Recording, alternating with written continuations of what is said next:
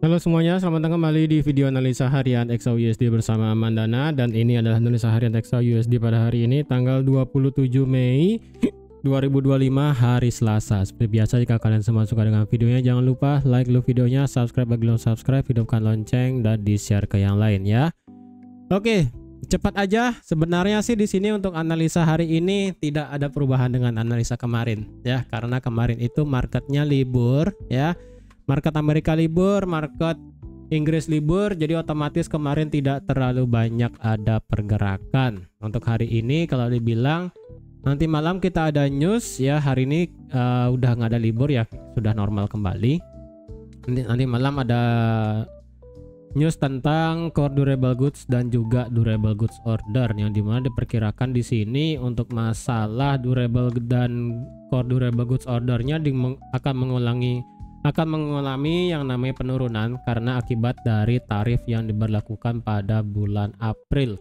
Jadi otomatis ini bakal membuat data dari durable goods ordernya lumayan berkurang ya, karena permintaan akan barang inti ataupun barang tahan lama itu sedikit berkurang peminatnya, karena sekali lagi tarif itu membawa dampak yang sedikit mengerikan bagi bagi USD itu sendiri ataupun bagi ekonomi di Amerika itu sendiri ya. Jadi sebenarnya sih ini nggak ada perubahan sama sekali sih ya untuk sekarang. Kalau dibilang marketnya di sini apakah masih berjalan sesuai yang saya bilang kemarin, ini masih flat ya. Kemarin kan yang ada saya katakan kalau ada yang nge-buy kemarin di sekitaran area demand-nya ini, saya kemarin katakan tidak bisa nge-buy ya. Karena kalau dilihat tidak ada konfirmasi yang pasti di sini, kecuali di sini ya. Ini pun hampir ada bullish engulfing di sini ya. Hampir ada bullish engulfing di sini. Memang sih marketnya naik, tetapi market naik di sini menjelang ya kalian tahu ini marketnya libur ya. Sehingga pada saat jam 12 malam di sini marketnya flat sekali, tidak ada perubahan apa-apa. Ya, jadi saya rasa ini area demand-nya sudah tidak bisa dipakai lagi buat nge-buy sebenarnya. Jadi untuk hari ini kita akan melihat pergerakan yang sebenarnya untuk di XAUUSD mau kemana. Jadi sebenarnya ya kalau boleh saya katakan, XAUUSD itu sebenarnya tidak terlalu bagus dalam kondisi sekarang. Kenapa? Karena kalau dibilang XAUUSD-nya ini naik akibat dari pelemahan indeks dolar, yes itu bisa. Cuman kenaikannya pasti akan terbatas. Oleh karena itu kemarin di akhir video sudah saya katakan perlu ada katalis baru dari segi geopolitik ataupun dari tarif untuk membuat XAUUSD itu terbang di atas 3.500 ataupun membuat all time high baru. Ya, perlu ada katalis baru untuk membuat XAUUSD terbang naik. Karena kalau cuma hanya pelemahan dolar yang membuat XAUUSD ini naik, sekali lagi pemikiran investor tidak demikian. Karena jika semisalnya indeks dolar yang melemah, ngapain mereka beli safe haven? Mereka lebih baik membeli risk asset. Contohnya kayak Euro USD, kemudian GBP USD, Aussie, New Zealand dan sebagainya. Itu kan mereka lebih prefer nge-buy di sana gitu kan. Karena sekali lagi tujuan ataupun sifat dari XAUUSD ataupun emas adalah sebagai safe haven asset, bukan yang benar-benar bisa di-trade ketika USD-nya itu melemah. Tapi tetap ketika USD melemah ini pasti bakal naik untuk indeks dolarnya. Tapi sekali lagi ya, kalau dibilang lebih prefer mana, lebih prefer sih sebenarnya nge-buy di currency sebenarnya dibandingkan dengan indeks dolar, dibandingkan dengan XAUUSD. Seperti itu ya.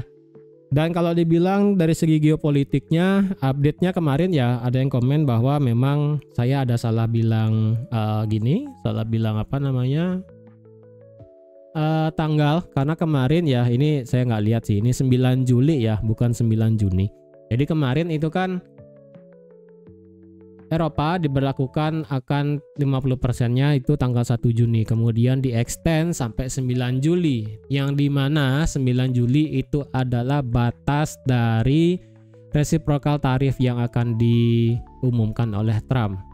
Sementara ini sih kata-kata dari Trump kemarin pada saat Memorial Day itu sih beliau positif banget ya kan. Beliau itu mengatakan positif banget bahwa banyak negara ya, country from all over the world want to make trade deals with with us gitu kan. It is beautiful things to see the good Oh, USA will soon have tremendous growth. Ya, ini sih beliau mengatakan bagus ya kan. Cuman ya sekali lagi, apakah benar demikian atau enggak gitu kan. Jadi untuk XAUUSD pengaruhnya sekali lagi perlu ada katalis baru, entah trade deals-nya ada yang baru atau mungkin ada malah tarif baru. Itu baru bisa menggerakkan XAUUSD sebenarnya. Karena kemarin ya kan sekali lagi omongan Trump itu 48 jam ya, pokoknya beda 2 hari aja mereka apa yang dikatakan Trump hari ini lagi 48 jam kalian bisa lihat efeknya seperti apa. Itu udah nggak masuk akal sih sebenarnya pergerakan marketnya itu ya. Jadi kalau dibilang kemarin seperti yang saya buat judul juga, apakah di sini marketnya lebih prefer ngebuat low atau ngebuat high? Apakah di sini bakal menjadi titik balik untuk di XAUUSD-nya bakal kita bisa swing untuk sell atau enggak? Sekali lagi ya, saya sih prefer nge-swingnya itu di 75 sekitaran atau enggak balik lagi ya sekitaran 60 ya. Sekali lagi ini ada gap ya. Kayaknya di beberapa broker itu kemarin gapnya ada yang ketutup, ada yang belum sih kemarin ya. Coba mungkin bisa di komentar ya. Kemarin itu pada saat marketnya nge-spike naik setelah video saya rilis ini, gapnya udah ditutup atau belum? Karena di beberapa broker ada yang belum ditutup, kayak permasalahan di 3200 ya kan, itu belum ketutup. Kemudian di sini kayaknya juga ada yang belum ketutup sih. Di 3358 karena kemarin itu tertingginya adalah di 3357. 3356. Dan gapnya itu kalau nggak salah di 3358. Sepertinya sih belum ya, sepertinya sih belum ketutup gapnya. Tapi mungkin bisa di kolom komentar dikasih tahu ya. Dari segi daily sih ini kalau dilihat ya, kalau misalnya lihat ini marketnya masih belum jelas apakah dia ini merespect trendline atau dia break lagi di bawah trendline. Kemarin sih penutupan di hari Senin karena market US libur ini literally di tengah-tengah trendline. Kalian bisa lihat sendiri nih ya, di tengah-tengah trendline. Jadi tidak ada kejelasan apakah marketnya mau di bawah trendline atau mau di atas trendline. Jadi saya rasa akan penentuannya hari ini. Ya, hari ini adalah penentuannya apakah marketnya bergerak di bawah trendline hari ini atau tutup di atas trendline untuk hari ini. Dan kalau dilihat trendline yang bawah, seharusnya sih trendline yang bawah kayaknya sih sudah di break ya. Di break oleh waktu berarti ini ya, bukan di break oleh candle. Ya, ini di break oleh waktu. Kalau misalnya lihat sendiri ini adalah waktu terakhir untuk di trendline ini bergerak. Ya, ini berdasarkan waktu ya kan. By the time ini marketnya mulai bergerak di bawah trendline, apakah di sini mengindikasikan marketnya bakal bergerak turun? Sementara sih ini belum ya. Karena sekali lagi secara H4 ini kan strukturnya begini. Ya, ini high ya, ini low, ini high, kemudian ini low, kemudian ini high. Jadi kalau semisalnya ini marketnya ngebuat lower low dan lower high, teorinya adalah market itu harus break di bawah 3285, 3277 baru bisa marketnya itu luar biasa ke bawah. Ya kan, teorinya seperti itu. Cuman kalau dilihat apakah benar sampai sana penurunannya gitu kan. Apakah hanya dengan satu trendline ini marketnya bisa lanjut ke bawah? Sementara sih ini belum pasti. Ya. Karena sekali lagi kita masih punya halangan di 3316, di sini ada resistance become support, di sini juga ada fair value gap juga ya kan, di sini tuh yang lumayan besar dari segi time frame H4. Jadi saya rasa ini masih sedikit sulit kalau marketnya itu beneran turun. Harapan saya sih masih bisa naik ya kan, naik sampai kena ini lagi sekali 66, 63, 75 gitu kan, nutup gap lah minimal lagi sedikit kalau nggak salah ya.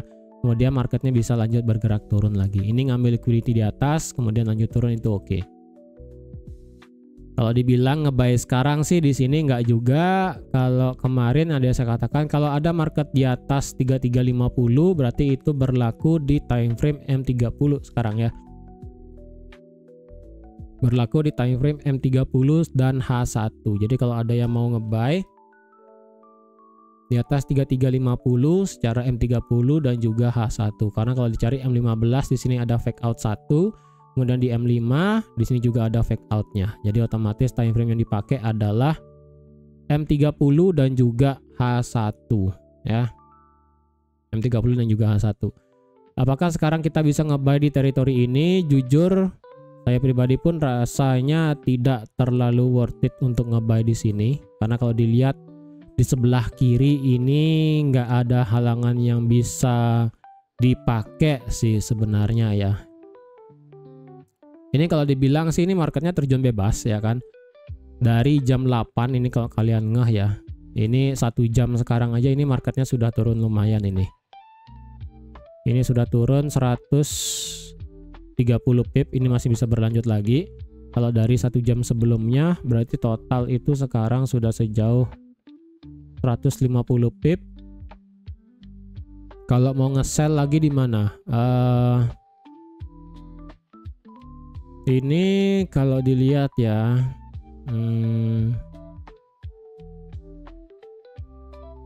ini sih masih bisa lumayan turun. Kalau dicari sih sebenarnya kemungkinan tertahan di 3330 mungkin loh ya. Kalau ada yang mau nge-buy sebentar ya, bisa nggak kita pakai satu yang kecil?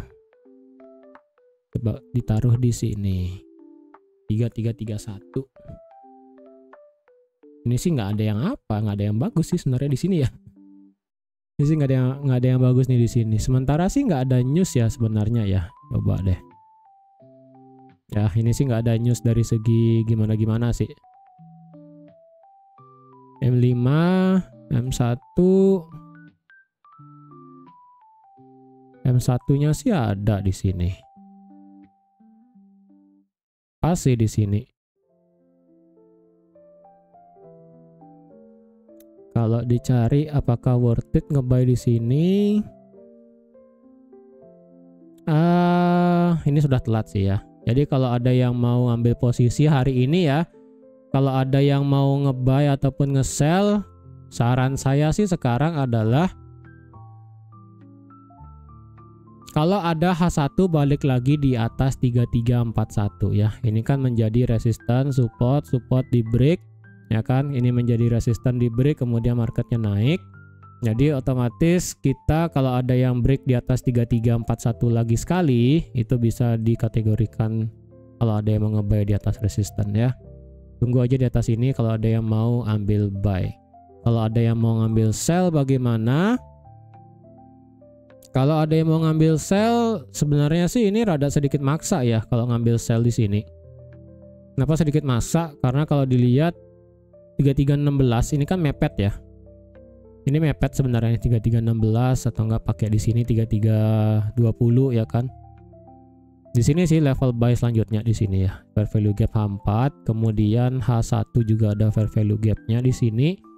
Kemudian kalau ditarik secara Fibo, ini juga marketnya 61,8-nya di sini di 3311. Jadi di bawah sih lebih prefer buat nge-buy. Jadi kalau mau nge-sell rada susah ya, rada susah kalau mau nge-sell di bawah 3325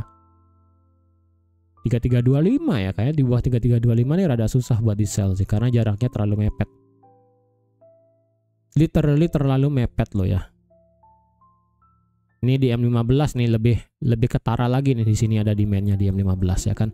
Jadi kalau nge-sell di bawah 3325 pendek banget, ke 3316 ini terlalu pendek sih. Jadi better sih untuk sekarang kita nge-sell di atas. Kalau mau nge-sell di bawah bagaimana? Ya sekali lagi break di bawah 3285 baru saya prefer buat nge-sell lumayan jauh ke bawah sih. Karena kalau masih di tengah-tengah begini, sekali lagi ya untuk structure-nya sekarang itu masih valid adalah swing yang ini dan swing yang ini. Berarti otomatis ini marketnya masih polanya naik. Ya jadi kalau masih polanya naik berarti kita ambil posisi buy aja gampangnya. Ya dan ini pun kalian bisa lihat marketnya respect 3331 ya. Saya gambar kotak ya kan, kemudian marketnya mental sejauh 30 pip udah. Bisa nggak kalau M30 di atas 3341? Pertanyaan simple.